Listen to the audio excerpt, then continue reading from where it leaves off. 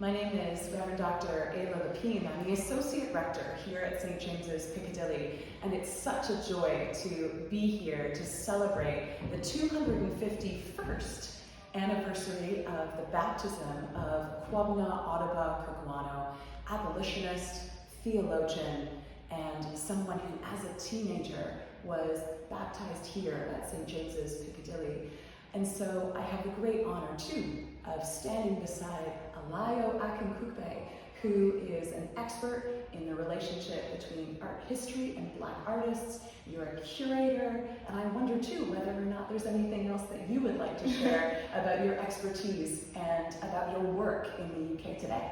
Well, I actually first came across Cugoano whilst doing a curatorial fellowship at the RA in preparation for Entangled Class. So I'm really happy to be here. I didn't actually know until towards the end that Cugoano had been baptized right here. So I think it feels like a great full circle moment. And also I'm very interested in the work of Che Lovelace, and I guess my own personal interest is very much in contemporary art, and this is a fantastic way to sort of draw attention to a figure who, in my opinion, has been largely overlooked. Yeah.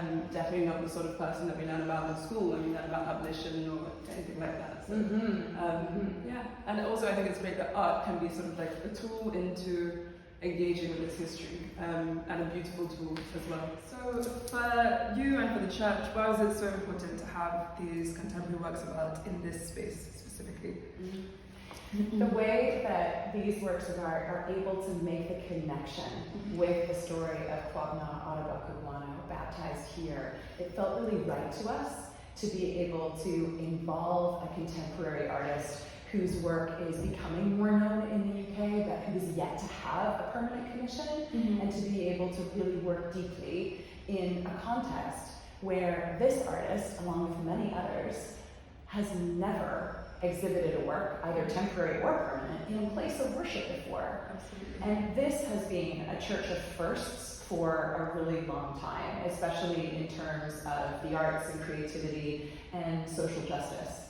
And so we wanted to make sure that this was something that could really amplify the possibilities of contemporary art in churches, in places of worship of any kind. Absolutely. I think what's so brilliant about having it in this space is that often we see commissions in museums and galleries, and art is primarily, and contemporary art especially, is primarily viewed in a gallery setting where the primary function is to look at art. Yeah, it's a function, well, of course an art gallery also has a function, but the primary function of the church is worship and prayer, and they speak to spirituality and to worship, but they're not sort of like, I guess the majority of people who come into here are not coming to see the art, they're coming here to take part in a service or to pray.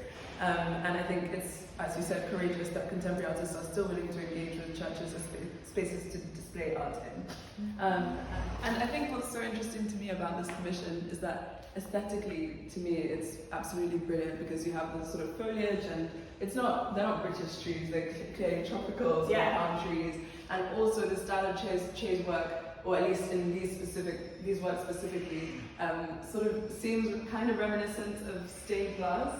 And I think it works so beautifully in the setting. But people have come in and they've cried. They have these huge emotional witnessing this. Yeah, because they don't expect something so powerfully vivid. They don't expect something so contemporary in a kind of historic church.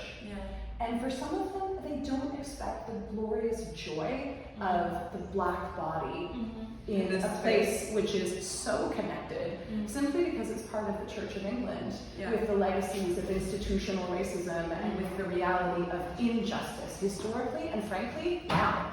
And so we really wanted to be able to speak honestly into that, as well as having these works of theological and social celebration.